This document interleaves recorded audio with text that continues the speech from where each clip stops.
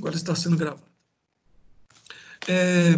Vou explicar um pouco sobre o protocolo MQTT, por que um protocolo criado lá na década de 80 pela IBM, somente hoje, nessa época agora nossa da internet das coisas, começou a ser muito utilizado. Vou apresentar um pouco do ESP32, um microcontrolador fabricado pela Expressif, apresentar e mostrar para vocês como é que se configura uma conta gratuita no IBM Cloud, na plataforma de IoT da IBM, para que vocês consigam, né, para quem tiver interesse, iniciar nessa área, e mostrar um pouco no final sobre esse ambiente, essa linguagem, o Node-RED, que também explicar um pouco de como configurar um ambiente local, que você vai conseguir desenvolver este software local e depois fazer um upload para o ambiente do Watson, né, do Watson IoT, que é na plataforma IBM. Vamos lá. Quando eu vou dar uma paradinha, voltar aqui, mas assim, eu pensei no seguinte formato: falar e explicar todos esses tópicos que eu disse, e a gente abre para perguntas ao final. Vocês vão anotando as perguntas aí. A ideia de container, eu fui lá no início, né, para entender como é que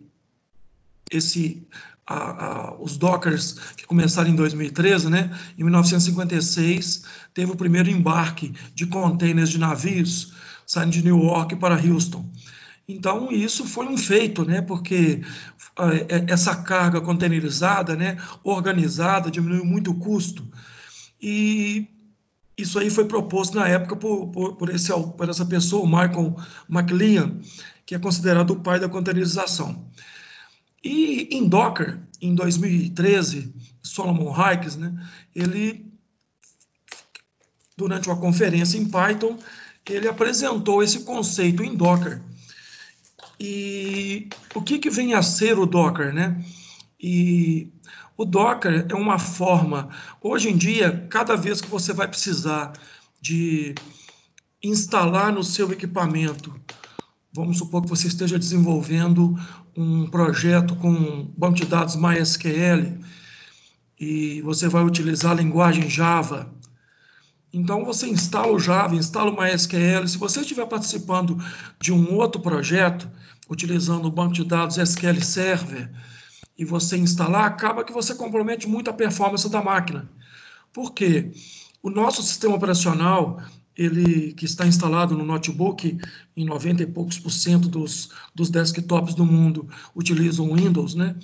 Pouquíssimos ainda utilizam o Linux, mas o que vai acontecendo? A sua máquina vai ficando muito pesada, muito carregada, porque é o mesmo núcleo, é o mesmo kernel do sistema operacional sendo instalado no seu, controlando o seu hardware e para controlar todas essas aplicações.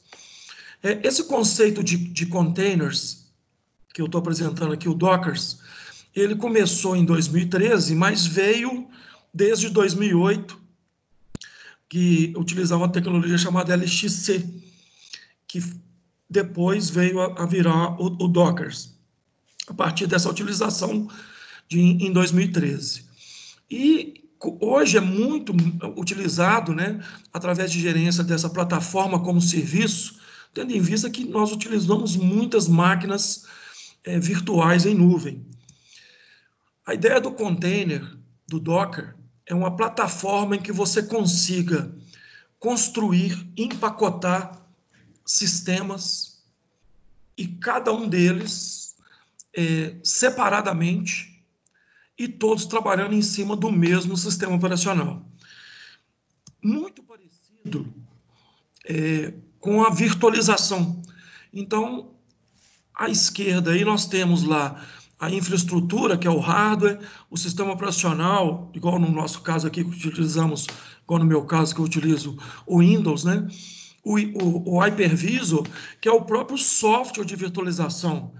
Existem vários, VMware, que é o mais utilizado no mundo, a Microsoft, o Hyper-V, que ela tem a Microsoft tem um virtualizador dela, dentre vários outros.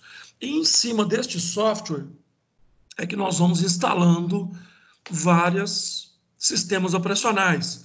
Igual eu estou mostrando aqui, VM1, a máquina virtual 1, máquina virtual 2, máquina virtual 3, e cada um deles com a sua aplicação. Então, para quem é programador e precisa de ter uma máquina com maior agilidade e precisa compartilhar projetos com outros desenvolvedores, este projeto é complicado, primeiro que a máquina acaba ficando muito pesada. Apesar de você conseguir dividir, eu consigo ter na minha máquina com o sistema operacional Windows, uma máquina virtual com Linux, a outra com o sistema operacional da Apple e um sistema operacional server. O problema é que você vai precisar de muito hardware. Porque notem que para cada máquina virtual eu tenho um sistema operacional. Já com a ideia de Docker, o Docker instalado na máquina, eu não preciso de ter um sistema operacional para cada aplicação.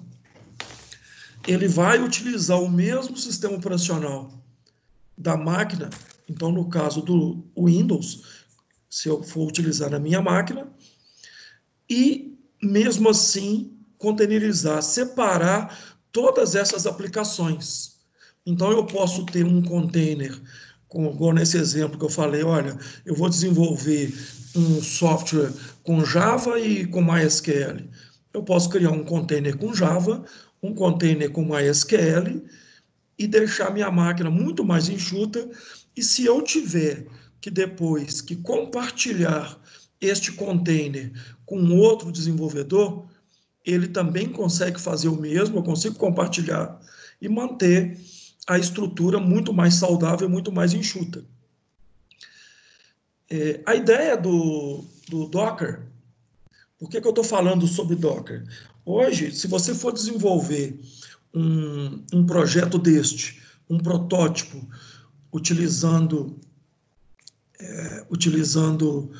o IBM Cloud, utilizando o Node-RED, eu posso criar um container na minha máquina para este servidor e depois simplesmente subir esse container para a nuvem. E a ideia dele é o seguinte, ele vai ter esse Docker Daemon, que é um software que funciona na retaguarda, que você vai conseguir gerenciar todos esses containers. Esse Docker aqui você vai conseguir dar comandos, você necessariamente, o seu container não precisa ficar o tempo inteiro ligado.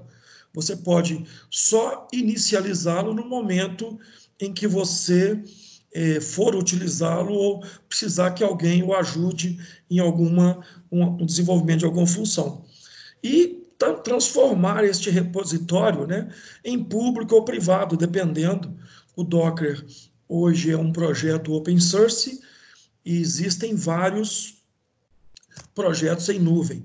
Então, aqui eu estou mostrando um exemplo da utilização. Por exemplo, eu consigo trabalhar com Docker no OS X, com o Mac, onde eu vou ter instalado no OS X um Docker Client e uma máquina virtual Linux, um host de máquina virtual, e através desse Docker Client eu vou executar esse daemon, esse programa que vai funcionar na retaguarda.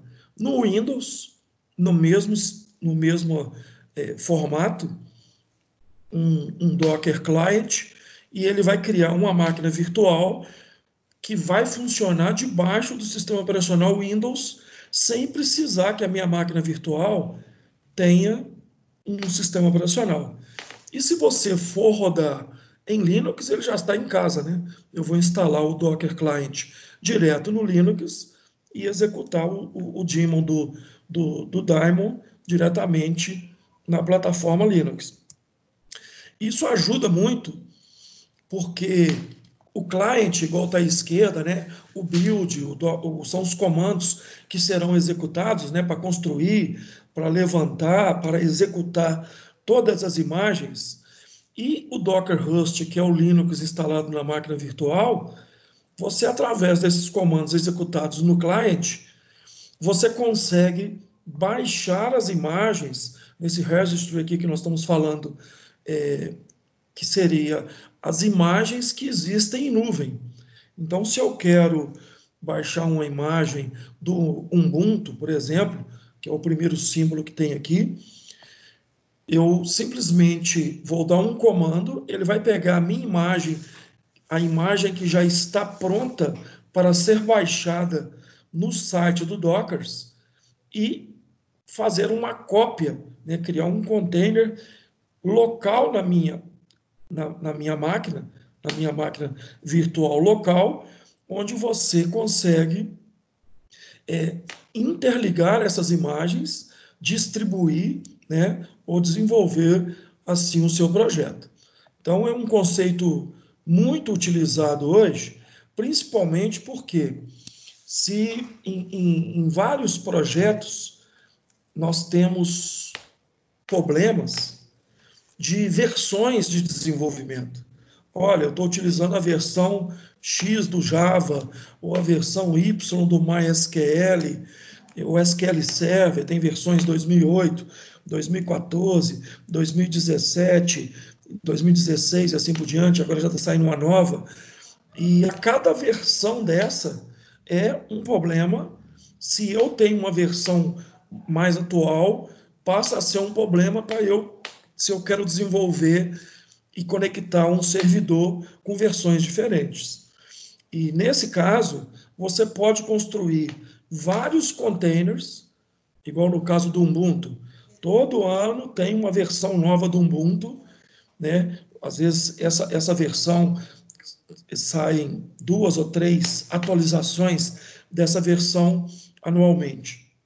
Você pode criar vários containers, uma para cada versão, se assim for o caso. Então, o Docker ele ajuda muito, é um conceito muito novo sobre virtualização e ajuda muito para tirar este grande problema que nós tínhamos referente a versionamento, né? Versionamento em desenvolvimento de software.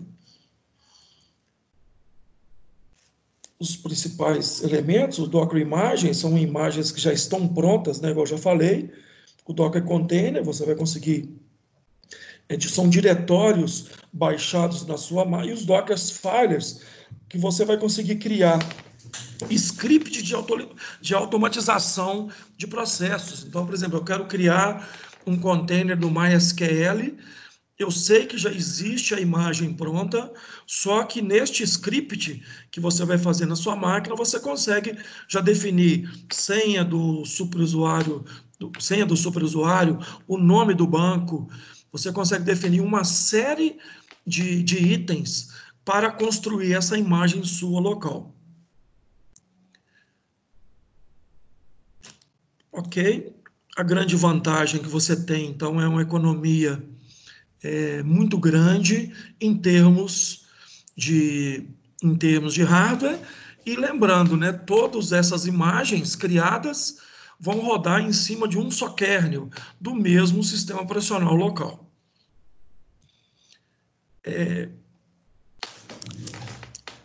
Vou falar agora sobre o protocolo MQTT e vou explicar o porquê que eu optei por falar em cima do protocolo MQTT ao invés do protocolo TCP. O TCP/IP é um protocolo muito mais usado, é um protocolo utilizado pela internet. E no protocolo TCP/IP, nós temos duas opções de instalação e de criação de produtos. Nós podemos criar com um protocolo orientado à conexão, que é o protocolo TCP/IP, e podemos criar com o protocolo UDP, que é um protocolo não orientado à conexão. O que quer dizer isso? Quer dizer, vou citar um exemplo que é muito utilizado para explicar a diferença desses dois protocolos. Se você hoje for pegar a utilização de rastreadores de caminhões, imagina os caminhões da Sada Transportes aqui de Betim. Então, são 7.000 e tantos caminhões rodando pelo Brasil inteiro. Eles têm, cada caminhão desse tem um rastreador. Este rastreador, a maioria dessas empresas de transportes não utilizam os rastreadores controlados por satélite devido a preço. O custo é muito alto. Então, o que é utilizado? Eles utilizam um protocolo UDP, protocolo baseado no TCP/IP, que é um protocolo que não é orientado à conexão. O que quer dizer isso? Quer dizer que o software que está no rastreador no caminhão, normalmente ele tem um chip de celular normal, não é um chip até de 2G, que é o GPRS, né, bem antigo, pelo custo, né? E qual que é a função que ele faz? De 30 em 30 segundos, de 20 em 20 segundos, o rastreador manda um pulso, um sinal, informando latitude e longitude. Como ele não é orientado à conexão, o servidor que está recebendo, ele necessariamente não tem que entregar esta mensagem e o servidor confirmar o recebimento. Por quê? Porque nem sempre esse caminhão rastreador estará numa área de cobertura. Então, todos nós sabemos que no Brasil a popularização da internet é muito baixa. Nos grandes centros nós temos muito acesso. Vai para o interior, tem muitos locais que não têm acesso à internet. Então, o que acontece? Quando os caminhões esses caminhões estão passando por locais que não têm cobertura de linha de celular, o rastreador manda o pulso, só que esse pulso não chega ao servidor. E simplesmente ele é descartado. Ou seja, do lado do rastreador, ele manda o pulso e não quer saber se esse sinal chegou ao servidor. A outra condição que seria, utilizando o protocolo TCP, seria utilizando o TCP/IP, que é um protocolo que é orientado à conexão, ou seja, quando o rastreador enviasse um pulso, ele só aceitaria, jogaria esse dado fora depois que o servidor confirmasse o recebimento. E devido a este problema que eu já expliquei sobre a linha, né, de celular não tem em todo o Brasil, basicamente o TCP/IP não é utilizado. O MQTT, ao contrário, igual eu já falei, ele é um protocolo que foi criado pela IBM lá na década de 80 e foi largado. E hoje ele tem uma utilização muito grande. Primeiro que é um protocolo extremamente leve. E hoje ele está sendo muito utilizado na comunicação de machine to machine, né, máquina a máquina, justamente porque eu consigo configurar nele o que nós chamamos de QoS, de controle para ter um controle nessa comunicação. Então, hoje ele é muito aplicado em frota de veículos, em rastreamento geográfico, automação residencial. Primeiro, por ele ser um protocolo extremamente leve. Segundo, que na era de internet das coisas, por ele ser um protocolo simples e com facilidade de aplicar qualidade de serviço, né, de implementar o QoS, ele é um ótimo candidato a ser aplicado em sistemas embarcados, que é o caso dessa palestra de hoje. Como é que ele funciona? Do lado do rastreador, né, os clientes eles vão configurar este chamado subscriber, onde o cliente vai enviar para aqui no diagrama em bloco é chamado de broker, ele vai enviar essa mensagem e este broker vai ser o responsável por não só colher dos sensores todos os dados, como de fazer a publicação nos servidores. Diferente do protocolo TCP/IP, neste protocolo MQTT, eu consigo configurar 3 níveis de serviço, onde eu vou garantir que este protocolo entregue, pelo menos uma vez ou mais de uma vez, este dado. O que acontece utilizando a mesma estrutura que eu citei, que é aplicada hoje nos rastreadores? Quando ele envia uma mensagem, o rastreador envia uma mensagem, e esta mensagem, enquanto ela não é lida pelo servidor, ele vai manter esta mensagem numa fila. Então, pode acontecer do caminhão ficar, por exemplo, 30, 40 minutos em um local que não tenha o sinal de celular? Sim. O que ele faz? Ele vai enfileirar essa mensagem, salvando a hora, latitude e longitude, e no momento que ele conseguir a conexão, ele vai disparando uma a uma. Assim, ele dispara uma mensagem, o servidor fala: eu recebi a mensagem. Neste momento, o broker ele pode solicitar ao rastreador, sim, pode julgar essa mensagem fora, que ela já foi lida.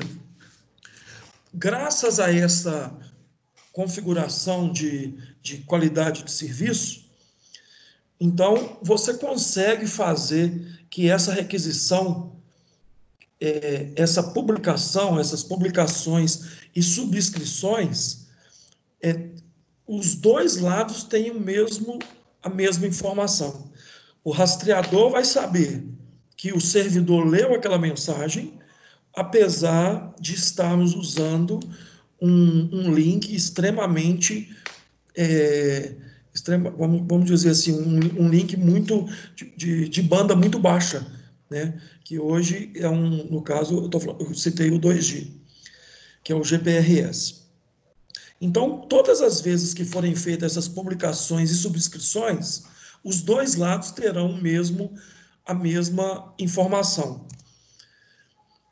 A ideia de publicar e de usar o publicador e o subscritor, e no meio esse bloco, o grande problema que hoje é visto, né, na hora de se instalar estes projetos, é que este broker ele pode representar um elo de fragilidade, né, em caso de desacoplamento, ou seja, das partes comunicações elas ficarem, esse broker parar. Mas hoje, como já existe uma facilidade muito grande em criar redundância, né, destes brokers, necessariamente eu não preciso ter só um servidor.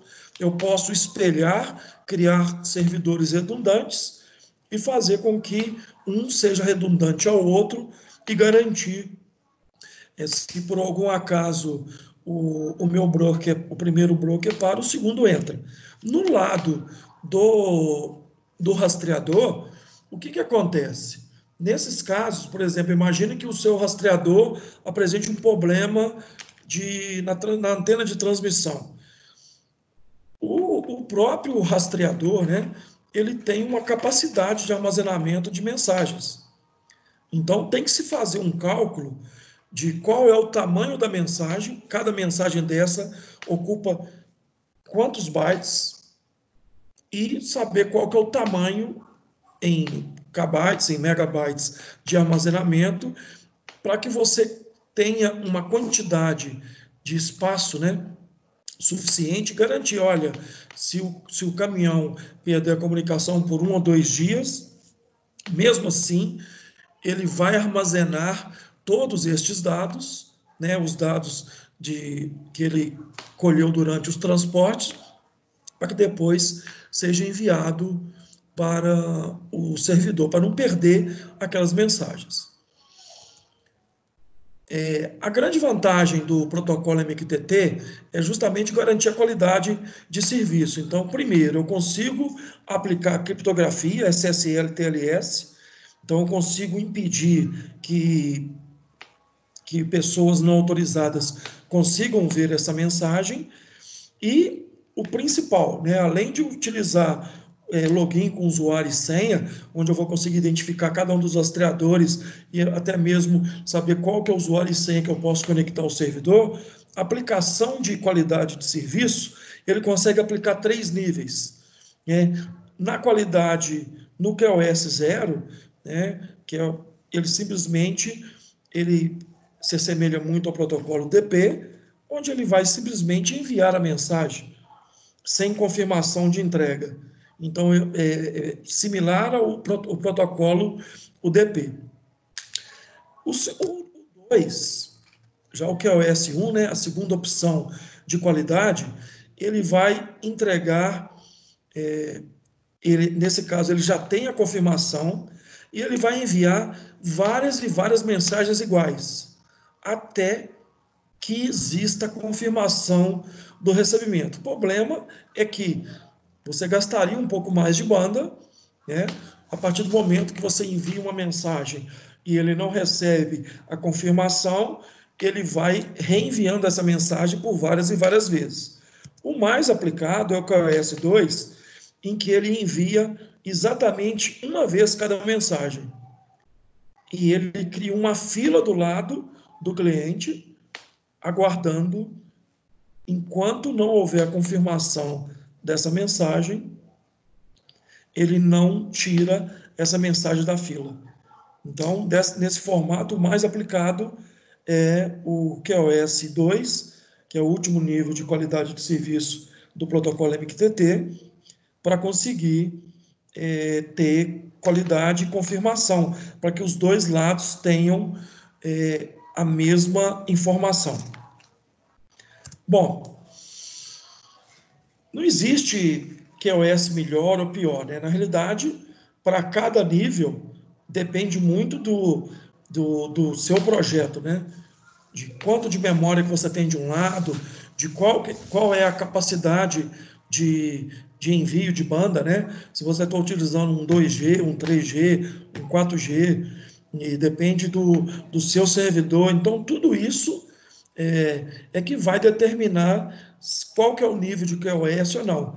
Dependendo hoje igual eu disse no início, para comparar o protocolo MQTT com o protocolo TCP, de acordo com cada projeto e cada hardware que você for aplicar, é que você vai determinar a necessidade de ter qualidade de serviço, a necessidade de ter segurança e qual que é o nível aplicado. Então, para cada um dos projetos é que tem que ser avaliado caso a caso.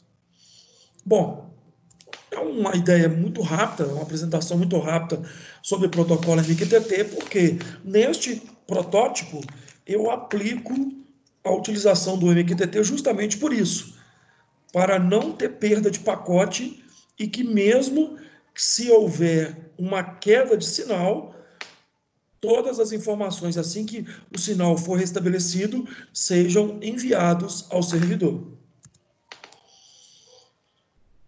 E existem várias e várias, né, implementações de brokers. O Mosquito é um muito utilizado, o servidor Mosquito, mas existem em Java, em C, em C Sharp, em Python, e funcionando em Raspberry Pi, em vários tipos de plataformas de desenvolvimento, Raspberry Pi, igual eu estou falando aqui em ESP32, Orange Pi. Existem várias e várias plataformas e várias formas de se implementar o Mosquito diretamente em Linux, em Windows, né? E muito utilizado aí, eles utilizam a porta 1883 para ser utilizado, e ele é muito utilizado em Python justamente pela facilidade de programação. Um exemplo prático para quem utiliza o Linux, que é instalar o servidor MQTT num servidor Linux e enviar uma mensagem sem senha, sem criptografia, né, de um terminal, né, de um terminal para o outro. Então, eu sugiro aí, com esses 3 comandos, você consegue instalar no seu Linux o pacote Mosquito e o Mosquito Clients e abre uma sessão, utiliza o Mosquito underline sub, ou seja, ele inicializa o servidor Mosquito. Você abre uma outra sessão no mesmo Linux e você vai digitar um comando deste. O mosquito underline pub, né, -t, topic, /home, -m, o que, que ele vai fazer? Ele vai enviar tudo que está dentro do aspas duplas para o mosquito em questão. Como eu não estou informando qual que é o endereço do servidor, ele vai enviar direto para o localhost. Um exemplo simples e prático para vocês, quem tiver interesse em ver o funcionamento do MQTT, um exemplo aí, tá? Bom,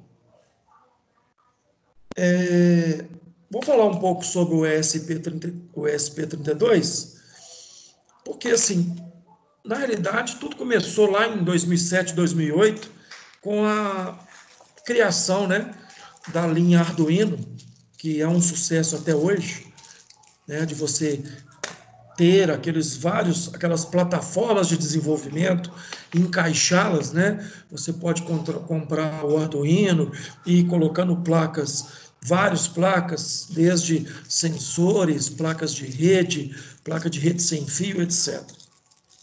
Mas em 2015, essa chinesa Expressif, ela lançou um microcontrolador que mudou isso, que é o ESP8266, porque além dessa plataforma de desenvolvimento ser compatível com o Arduino e também poder ser programado utilizando a IDE, né, aquele ambiente de programação do Arduino, ele tinha um custo muito mais baixo e o principal, ele já vinha com uma placa Wi-Fi embutida. E foi um sucesso muito grande em 2015 e em 2016, de tão grande que foi o sucesso do ESP8266, a Expressif lançou um outro processador, o ESP, uma outra placa, né, plataforma, o ESP32, muito mais poderosa. Ele é um super chip, sabe? É um chip que trabalha com a velocidade de clock 10 vezes mais que o Arduino Uno, trabalha até com 240 MHz e com 32 bits e 2 cores. Então, olha bem a diferença entre essas três plataformas, sendo que, igual eu expliquei, o ESP8266 e o ESP32 são da Expressif, com a primeira plataforma lançada pela Arduino. Então, olha lá, o Arduino Uno, que uma plataforma com um core, 8 bits, trabalha com 16 MHz, ele não tem o Wi-Fi embutido, não tem o Bluetooth embutido. Tem 2 KB de memória RAM, 32 KB de flash e possui 14 GPIOs. GPIOs são os conectores, né? São as portas de entrada e saída. 12 interfaces e trabalha... Então, ótimo. Se você pegar o ESP8266, ele já começa a trabalhar, já é um processador de 32 bits, trabalha com um core, já subiu de 16 para 80 MHz, já tem o Wi-Fi embutido. E já tem um salto grande de memória RAM, quase 160 KB. E 16 megabytes de memória flash, quer dizer, de 32 KB para 16 mil KB. Então, o salto foi enorme e aumentou um pouco de 14 para 17 GPIOs, que são as portas de entrada e saída. O ESP32, aí ele abusou, por isso que a gente fala que ele é uma super plataforma de desenvolvimento.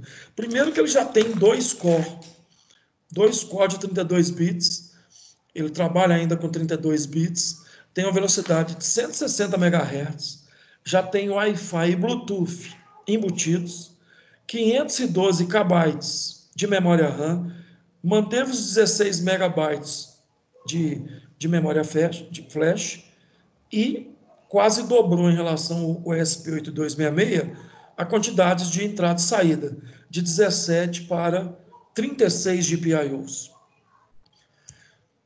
Outro detalhe, que é muito importante. Ele trabalha com 2 níveis lógicos. Ele trabalha com 3,3 volts e também trabalha com 5 volts. Então, se você precisar de ligar alguma placa sua que você tenha comprado para trabalhar com Arduino, o Arduino necessariamente ele trabalha com 5 volts. Já o ESP32 trabalha com 3,3 e 5 volts também. Aqui eu coloquei alguns tipos, dos vários tipos que existem de placas ESPs 32, existem muitos tipos, ESP32, existem vários fabricantes. O que nós vamos ver aqui é o Node 32S, que é este aí. Ó. Ele é de 36 portas e possui todas essas características. Notem que ele tem um conector micro USB. Ele tem um conector micro USB e já vem com todas essas características citadas. Aqui um desenho, né, desse Node MCU 32S, com todas as portas. Notem que ele tem a tensão de 3,3 volts e mais embaixo, aqui na parte, no outro pino vermelho, é a tensão de 5 volts. E todas as 36 entradas, os GPIOs que ele trabalha. É uma plataforma, né, de desenvolvimento, como eu disse, ele já tem esse módulo ESP-ROM 32, que ele é que possui o microprocessador dele, né, que tem um cristal de 40 MHz, já tem com antena embutida já nele. Aqui algumas características que eu coloquei, tirando lá da página da Expressif, vocês vão conseguir muito mais.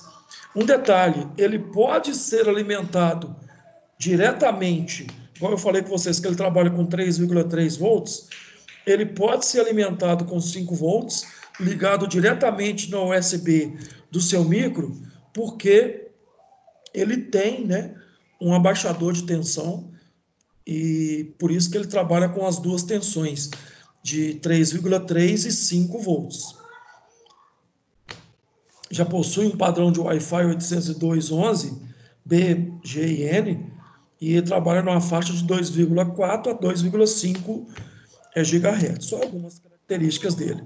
Trabalha com todas as principais características de opções de segurança, WPA, WPA2, WPA2 Enterprise, né?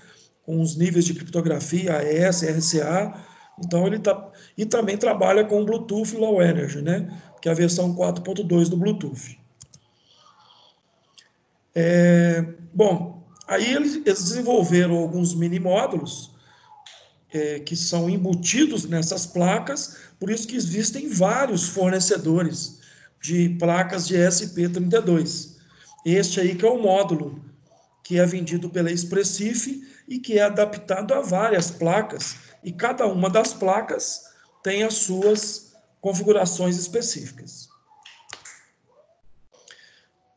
Para configurar, eu optei por fazer isso aqui. Primeiro que no Windows 10 tem uma característica, eu vou colocar um tutorial, porque o que acontece? Desde fevereiro do ano passado, fevereiro de 2020, a Microsoft bloqueou a instalação, a detecção no Windows 10 de dispositivos que não tenham drivers assinados.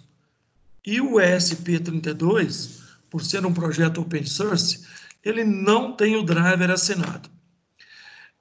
O que tem que fazer? Existem alguns protocolos, algumas funções, perdão, não é protocolo, algumas funções que devem ser executadas no Windows 10 para permitir que o seu Windows detecte drivers não assinados. Resumidamente, quer dizer que a Microsoft, qualquer que fosse o equipamento, tendo ou não um driver para a Microsoft, se você plugasse na sua USB, ele não instalaria o driver, mas o Windows informaria, olha, tem aí um equipamento que eu desconheço, eu não tenho o driver de instalação dele. A Microsoft, a partir de fevereiro do ano passado, ela bloqueou. Se a empresa não paga para a Microsoft, nem detectar, você pode plugar o ESP, que ele não vai ser detectado pelo Windows. Então você tem que prestar atenção nisso, buscar um tutorial aí que fale sobre drivers não assinados para o Windows 10. Rodou isso, aí você pode começar a executar. Eu estou mostrando aqui como é que se configura a IDE do Arduino para reconhecer o Arduino ESP32, o ESP32 no Arduino. Essa página que eu coloquei aí é uma página lá no GitHub. GitHub é um site muito utilizado por desenvolvedores para disponibilizar e compartilhar partes, e a Expressif mantém essa página. Então, aqui eu estou mostrando como é que faz, depois de instalado a ideia do Arduino, acessar este link, baixar o conteúdo, lá tem todo um passo a passo de como que você consegue baixar este driver.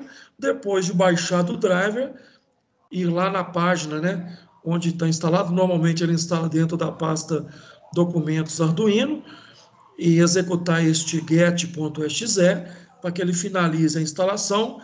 Depois disso, a sua placa já vai ser reconhecida, né? Eu estou mostrando aqui já numa IDE do Arduino, indo lá em ferramentas, né, placas, ele já vai conseguir encontrar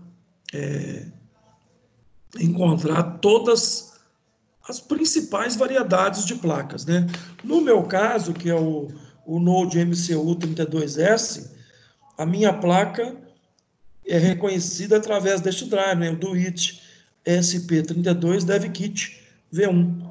Então, depois que eu detectei a placa, informei qual que é a placa, a única coisa que eu fiz foi abaixar a velocidade de upload para 115.200 e o resto está no mesmo padrão, para que eu possa desenvolver o meu código. E aqui também eu estou mostrando lá, aproveitando a deixa, lá dentro da IDE do Arduino, como que eu configuro o meu sensor. Esse sensor é um sensor DHT11, que no tutorial que eu vou disponibilizar para vocês, tem os locais, para quem quiser interessar em comprar ou desenvolver um projetinho deste. Esse sensor DHT11, ele é um sensor de umidade e de temperatura. Estou mostrando como é que faz para instalar a biblioteca, né? A library deste sensor no próprio Arduino, lá no gerenciamento de bibliotecas. Bom, falar um pouco sobre o IBM Cloud, que é a plataforma de IoT da IBM. Essa plataforma, hoje ela é muito usada. Como eu disse, a IBM, ela inicializou, ela criou aquele protocolo MQTT. E por que eu vou falar no final sobre Node-RED? Node-RED também foi criado pela IBM e depois ela transferiu para uma empresa e transformou em um projeto open source. A IBM ela tem uma plataforma, igual existem várias outras. A Microsoft tem Azure, existe Carriot, existem várias outras plataformas de IoT. E eu escolhi falar um pouco sobre essa IBM Cloud Watson. Primeiro que, igual a todas as outras, ela também tem uma parte gratuita, que este aqui é o objetivo que eu vou mostrar para vocês, como é que vocês criam uma conta. Então, essa conta que vocês criam, vocês podem criar acessando cloud.ibm.com, vocês vão se registrar igual eu me registrei, crie uma conta, se credencie, eles vão te entregar um IBM ID, tudo gratuito, e a partir daí eu consigo começar a criar recursos. Tá? Existem vários e vários serviços. Dentre eles, vocês vão buscar uma plataforma internet das coisas, igual eu coloquei aqui. Ó. Vocês vão buscar essa plataforma internet das coisas. Existem várias versões que eu vou explicar agora para vocês. Buscou a plataforma internet das coisas, vocês podem criar um serviço nessa plataforma. Vocês vão clicar em criar. Aí ele vai te perguntar, como é que funciona esta criação desse serviço? Eles têm vários níveis. Vocês veem que o nível Lite, ele permite até 500 dispositivos e um máximo de 200 megabytes de envio de dados. Um máximo de 500 dispositivos, um máximo de 500 ligações em apps, que vocês conseguem criar os apps na própria plataforma e fazer a comunicação dos seus dispositivos com a nuvem. Então, ele vai falar o seguinte, ó, 500 ligações. 500 ligações é muito pouco. É muito pouco mesmo, porque se você for pensar bem em uma configuração de um ambiente residencial, né, um ambiente residencial, você precisaria, imagine, para cada sensor você enviando a cada 30 segundos, vai multiplicar, vai dar uma quantidade muito alta, né, de envios. Mas eles têm várias. Então você vai escolher a versão Lite, que é a versão gratuita, dar um nome, né, uma etiqueta para o seu produto, ela é meu IoT ESP32 Node-RED que eu criei. Depois de criado, eu posso começar a gerenciar os recursos. Nota que eu criei o IoT ESP32 Node-RED, foi o nome que eu dei, da minha tag, na minha identificação.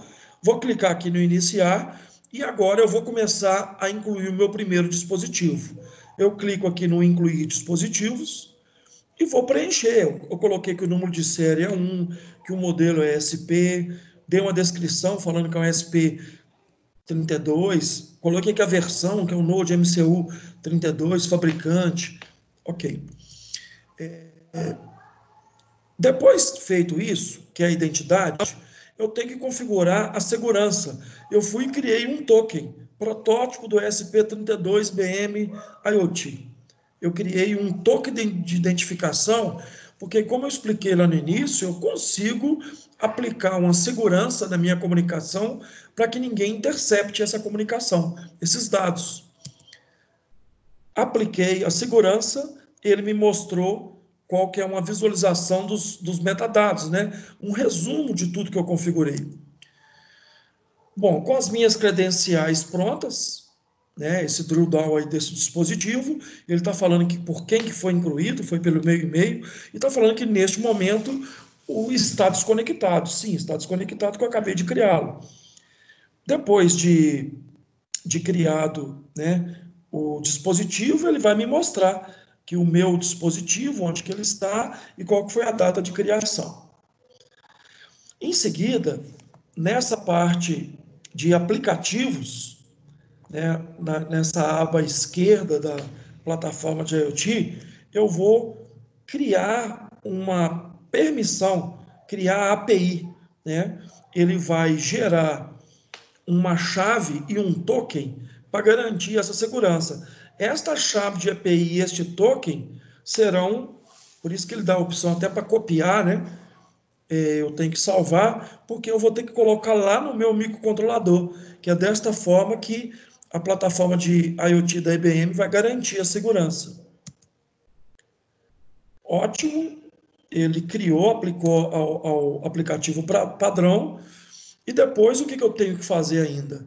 Eu tenho que criar um cartão, né? Criar um gráfico, né?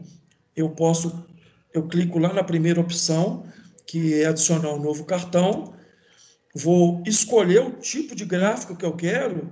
Se eu quero um gráfico em rosca, um medidor, eu vou escolher um medidor, eu escolhi um medidor.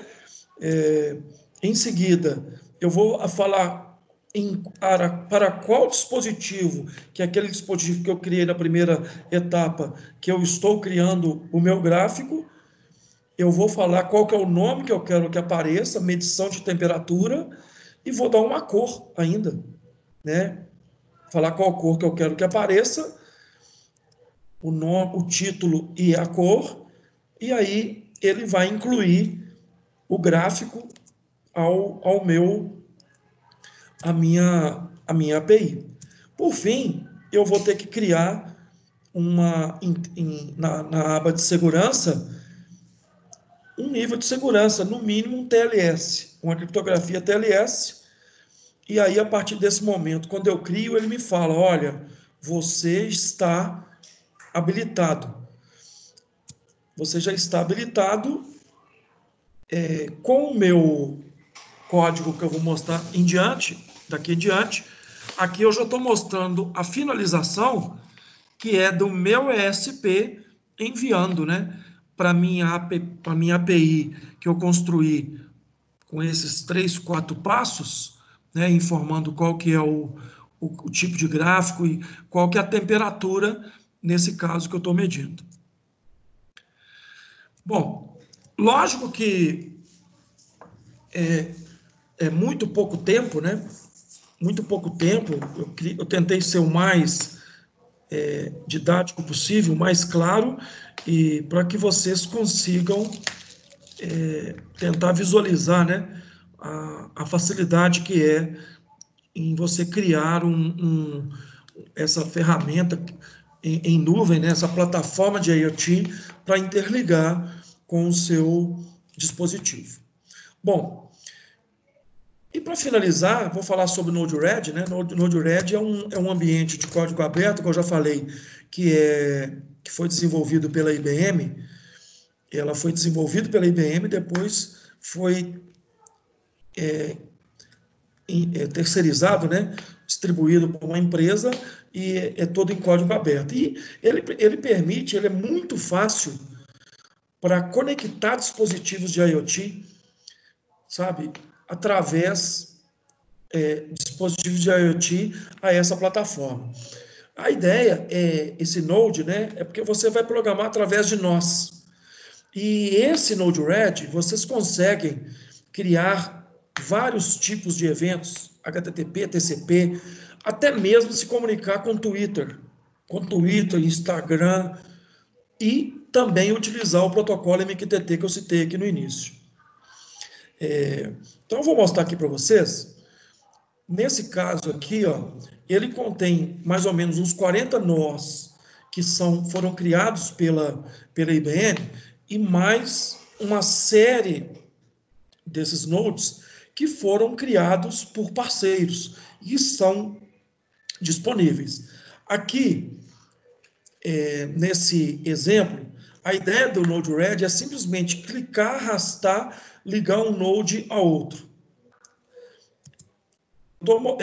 Eu estou mostrando aqui para vocês como é que vocês fazem para instalar o Node-RED local, e para instalar você precisa de ter o Node.js instalado.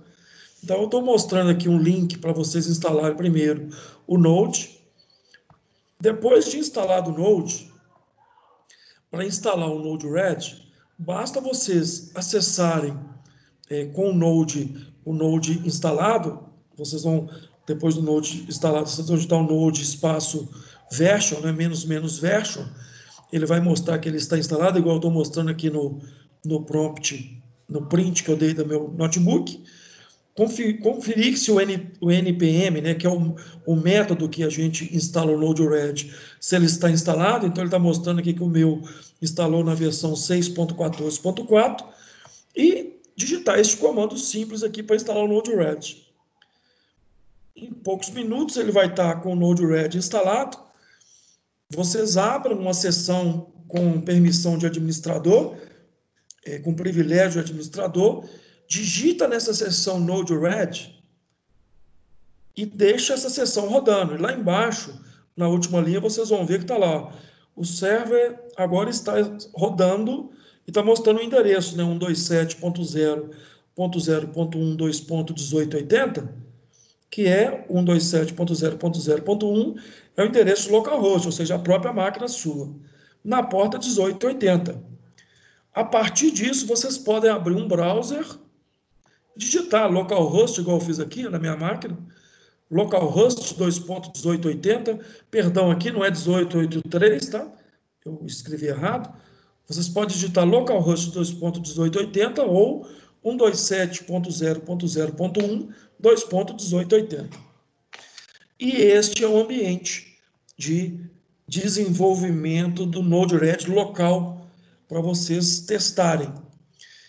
Aqui eu coloquei alguns comandos que vocês podem executar para instalar, né? Eu estou executar o primeiro exemplo, né? O que eu fiz? Eu arrastei o inject aqui, né?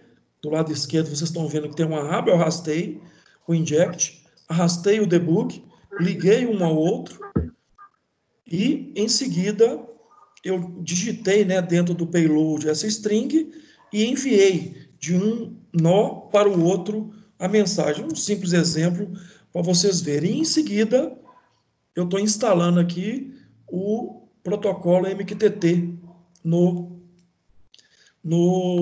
ambiente Node-RED local também.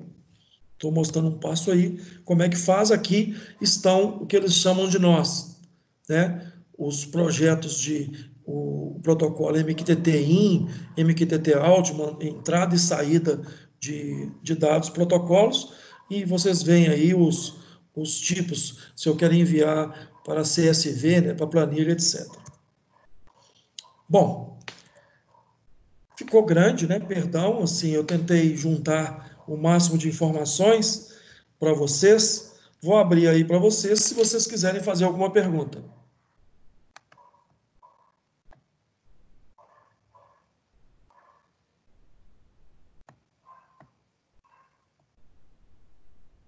A ideia, pessoal, disso aí é o seguinte: não é que às vezes são vários tópicos que vocês podem utilizar separadamente, sabe? Essa que é a ideia, só de plantar uma semente para que seja uma coisa que vocês possam usar no futuro.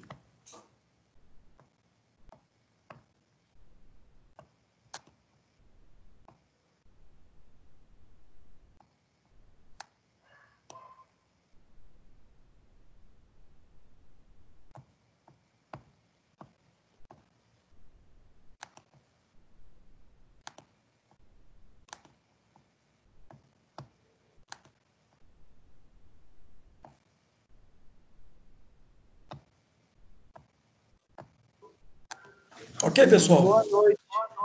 Boa noite. Meu nome é Thiago. E eu tenho muita dificuldade em programação, principalmente em C. Tem alguma dica que possa me ajudar, algum tipo de curso? Assim, Tiago, em C, existem muitas formas, hoje em dia, igual, por exemplo, esse modelo de o que eu tô mostrando aqui para você de programação para microcontrolador, utiliza muito C, sabe? Muito C. Existem vários. Você faz qual curso, Tiago? Faço ciência da computação. Você está em qual período? Terceiro. Agora que você já deve ter visto programação, né? Você deve ter tido só umas 2 matérias de programação até agora, não é? Isso. Essa matéria que você teve agora, a base que você teve, você vai programar muito mais, né? Utilizando durante o decorrer do curso, principalmente com o professor Cristiano, com a professora Rosilene e com a professora Cindy. Quem que te deu aula de programação?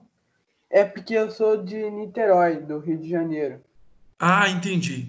Assim, Tiago, eu aconselharia para você você utilizar, por exemplo, não só nessa parte que você tem, nessas aulas que você tem aí na sua faculdade, né, de programação para. Eu achei que você fosse aqui de Betim, e nós somos de Belo Horizonte. Mas aqui em Minas Gerais. Mas essas aulas que você tem na sua faculdade, com mais um complemento, né, de estudo, eu não aconselho nem a você, sinceramente. Nesse caso, você tem que ser muito autodidata, utilizar os vários e vários exemplos que existem no YouTube, tá? Essa parte de programação para microcontrolador, Thiago, ajuda muito, porque a programação é toda em C, ajuda muito, sabe?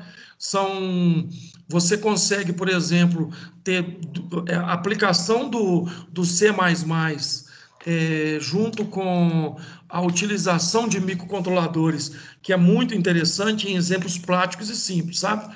Eu aconselharia você, já que você tem um investimento todo em estudar, né? Que hoje não é barato, né, Tiago? Eu Aham. aconselharia você a desenvolver isso em casa, assim, utilizando os vários e vários exemplos que existem em YouTube, para você completar o conhecimento que está sendo oferecido em faculdade. Uma coisa muito importante que tem que ser feito em todas as disciplinas, sabe? Para você ampliar e consolidar o seu conhecimento. Quanto mais você se certificar e quanto mais você conseguir ser autodidata, maior vai ser o seu retorno. Entendi. Respondeu para você, Tiago? Respondeu sim, é porque a programação para mim, ela ficou acumulada. Eu tenho que aprender desde o início. Então, assim, existem, Tiago, para vocês, assim, e outra coisa, você está fazendo qual curso em Niterói? Ciência da computação. Então, ciência da computação, sistema de informação e muitos outros cursos de engenharia, existe uma necessidade muito grande e vai acontecer, a partir de agora, deste momento que nós estamos vivendo de pandemia, uma carência muito maior de profissionais, né? Muitos profissionais estão chamando aí vai acontecer o efeito chicote, né? A necessidade de muitas empresas atuarem em redes virtuais, né? Nessas redes virtuais, de estarem presentes na internet, e vai necessitar de muitos e muitos profissionais. Eu aconselho você o seguinte: pare e passo, à medida que você tiver o acompanhamento, for tendo essas aulas, você vai fazendo o acompanhamento em paralelo com o que o professor tiver te dando, em cima de cursos gratuitos, tem muitos bons treinamentos, sabe, no YouTube, e mais o material que é fornecido pela sua própria universidade. Entendi, muito obrigado. Por nada, Tiago, foi um prazer. Adeus, boa noite, é o Alex, tudo bem? Tudo bem, Alex? Deixa eu perguntar, esse SP32, ele utiliza mais ou menos a mesma biblioteca do Arduino? Os módulos que eu posso usar no Arduino, eu posso usar nele também? Pode sim, Tiago. Todos. Alex. Completa a pergunta. Não, é isso mesmo, pode falar. É a questão do... Então, é o seguinte: você pode usar sim, e o que que acontece? A única preocupação que você tem que ter é na hora de você olhar os módulos, verifique o datasheet do módulo e verifique qual que é a tensão que o módulo usa. Por exemplo, porque o Arduino, basicamente, os primeiros Arduino trabalhava só com 5 volts. Igual eu falei com você, o ESP32 ele trabalha com 3,3 e trabalha também com 5 volts. Então é o seguinte, você pode ligar quaisquer um dos dois módulos. A única coisa que você não pode fazer é ligar um módulo de 5 volts numa parte do ESP32 que seja de 3,3. Entendeu? Isso não. Agora, você pode, por exemplo, se você esse próprio sensor de temperatura e umidade que eu mostrei aqui para vocês no início, ele é um sensor que trabalha com 3,3 e 5 volts. Agora, se você for trabalhar com um módulo que seja de 5 volts, você tome só o cuidado de, na hora de ligar, né? Você tem que ligar ali um resistor, né? Para diminuir a tensão e chegar a tensão para que ele não queime o seu ESP32. Mas todos os módulos podem ser usados. Entendi. Então, e a questão das bibliotecas, porque tem muito mais projeto voltado para o Arduino, né? como ele é um projeto open source, igual você disse, a questão, tipo assim, se encontra muito projeto para Arduino. Aí eu queria saber também se as bibliotecas eram compatíveis com ele, porque você, igual você falou no GitHub lá você vê muitos já códigos já prontos para você ir testando, modificando, vendo as suas necessidades. Eu queria ver se funcionava também. Não, mesma coisa, e até mais, né, o Thiago? Você vai conseguir, o Alex, você vai conseguir mais códigos, mais exemplos, até mesmo pela própria facilidade, porque é o seguinte, o passo de um SP32 aqui no Brasil, no Mercado Livre, até liberei para os alunos aqui uns links, né? No Brasil, você vai comprar lá em torno de R$ 40, um frete que seja por 50 e poucos reais. É o preço, só que ele já vem com conexões Bluetooth e com conexões e com a conexão Wi-Fi. Então, para você desenvolver um projeto e conectá-lo no Wi-Fi da sua casa, entendeu? Fica muito mais fácil e muito mais barato. Né? Na China, por exemplo, agora que o dólar está muito alto, né? No AliExpress, um Arduino, um SP32, você vai comprar por $4. Né? Com o dólar muito alto agora, o dólar quase a R$ 5, você vai chegar a comprar por R$ 20, né? Tendo a paciência de esperá-lo chegar. Né? Até $50 é gratuito o envio. Mas toda a biblioteca, tudo, inclusive quando você chegar a adquirir esse produto, o site da Expressif, eles mantêm todas as bibliotecas, apesar, viu, Alex, que o ESP32, ele tem uma ideia de desenvolvimento própria, sabe? Chamada IDF, sabe? Que é muito pouco usada. A grande maioria gosta de utilizar a ideia do Arduino, né? Porque a geração de hoje está acostumada de usar essas janelas, né? Mas É bem mais todas as simples. bibliotecas estão disponíveis. Ok, então, muito obrigado. Por nada, Alex, foi um prazer. Adelson, boa noite, que é o Pedro. Tudo bem, Pedro? Tudo bom? Adelson, você tem algum link, alguma coisa assim de aplicações profissionais feitas no Node-RED? Que a gente quase não acha coisas sobre ele, a gente acha mais painel de controle pro Arduino, para fazer essas coisas. Mas você tem alguma referência de projeto grande feito com ele? Ô, Pedro, eu vou te explicar o que acontece, né? Vocês estão vivendo, né, a história, né? O que acontece? O IoT, né, a internet das coisas, que está sendo divulgada aí desde 2013, 2015, ela está vivendo o ápice dela agora, né? Só que assim, se você for buscar na internet, fala-se muito sobre indústria 4.0. Né? A indústria 4.0 é a aplicação mais linda que tem, né, de IoT. Existem várias e várias bibliotecas de desenvolvimento, dentre elas, né, o próprio Node-RED, né, e a coisa está acontecendo, sabe? A coisa está acontecendo ainda. Então, a IBM, todas esses grandes plataformas, igual a Azure, que é da Microsoft, a IBM, você vai pegar o próprio Google, outras, a Carriots, existem várias e várias. Aqui no Brasil existe a Geniote, não sei se você conhece. A Geniote é uma plataforma de um pessoal lá de São Paulo que dá muito treinamento para microprocessadores, inclusive para SP também, para Raspberry, para PIC, sabe? E eles criaram uma plataforma gratuita chamada Geniote, eu não me lembro qual que é a extensão, mas se vocês buscarem no Google, vocês vão encontrar o Geniote.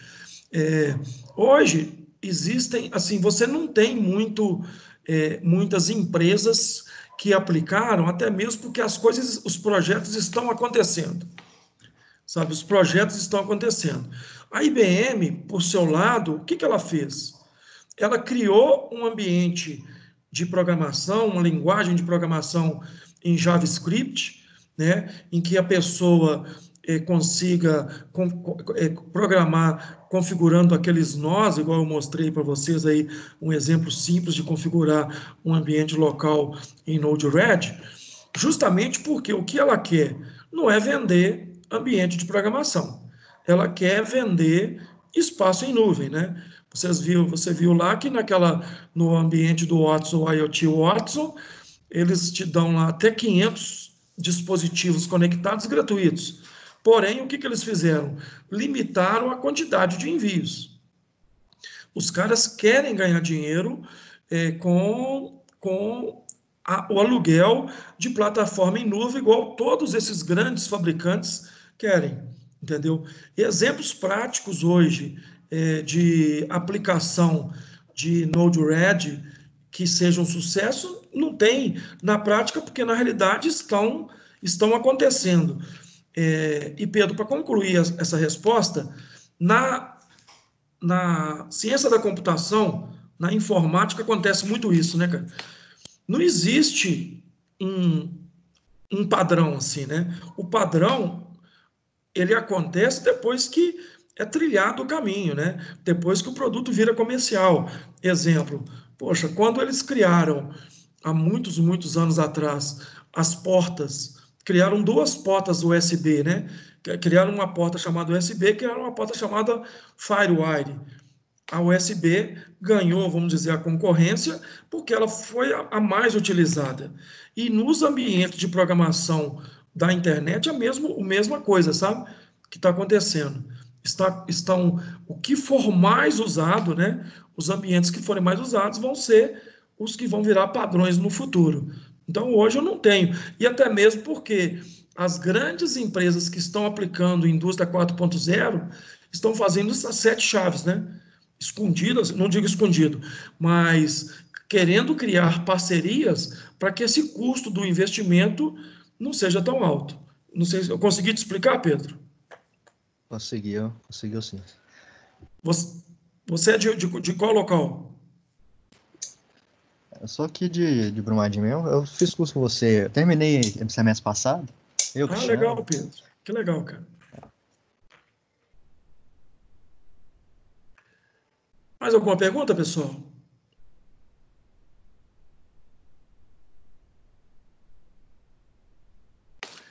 Bom, eu vou compartilhar com vocês aqui a apresentação, porque a ideia de eu ter feito essa apresentação e dela ter ficado grande, peço desculpas pelo tamanho, mas o objetivo foi justamente esse, foi de conseguir fazer uma palestra para que vocês conseguissem, deixa eu salvá-la aqui, conseguissem aplicá-la depois, tá? Vou compartilhar para vocês e quem quiser posteriormente entrar em contato, estão aí os meus contatos, fico à disposição para a gente compartilhar informações.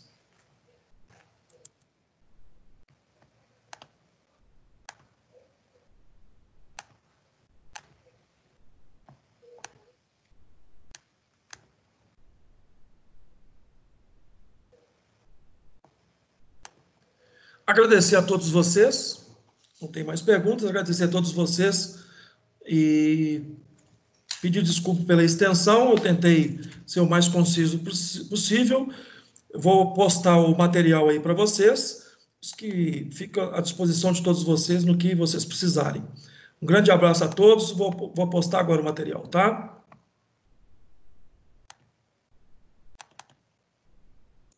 Obrigada, Deus. Boa noite. Eu que agradeço, boa noite. Falou, Adelso. Boa noite. Valeu, Adelso. Parabéns. Boa noite. Eu que Excelente agradeço, palestra. Cristiano, obrigado.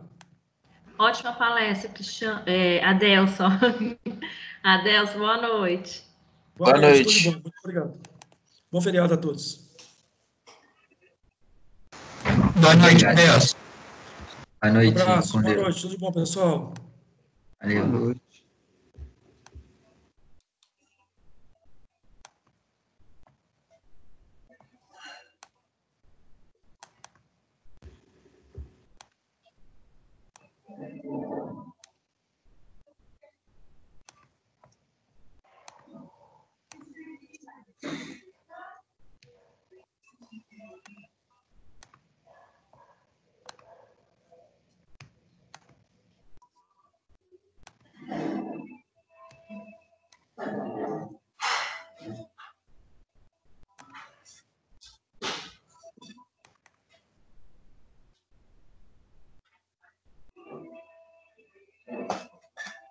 tá aí, tá? Tá acabando de carregar. Quem quiser.